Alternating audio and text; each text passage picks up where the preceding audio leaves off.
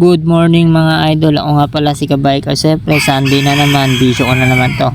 Ang kasama ko nga pala ngayon ang mga kupang bikers. Mag-aalas 5 nga pala nung umalis ako ng aming bahay.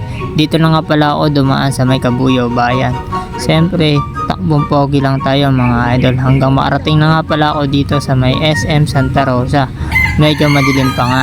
At pagdating ko naman ng Binyan, ito may nabutan ako ng stoplight. Siyempre chill lang ako niya mga idol hanggang makarating na nga pala ako dito sa may pavilion. Dito nga pala ang meet up place namin at mag-aantay nga pala ako. Habang nag-aantay nga pala ako sa mga tropa ay ito nililinisan ko ang aking bike. Siyempre kailangan laging pogi yan.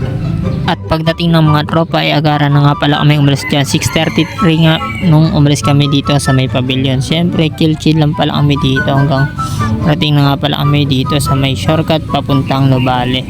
At syempre dito nga pala kami dadaan sa may silang. At ito nga ang unang ahon sa papuntang Tagaytay. Buka na palang ahon na. At ito nga nauna nga pala ako dito sa may taas. Syempre hinihintay ko nga pala ang aking tropa. Mas maganda kasi kung sabay-sabay at hinihintay.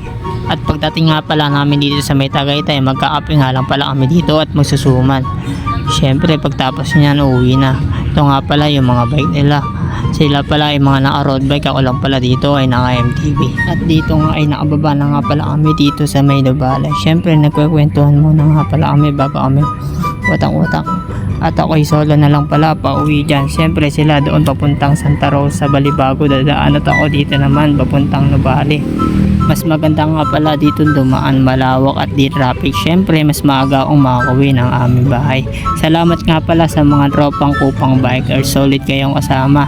Enjoy life and RS palagi sa mga ride nyo. Sana maulit-ulit at makasama ako.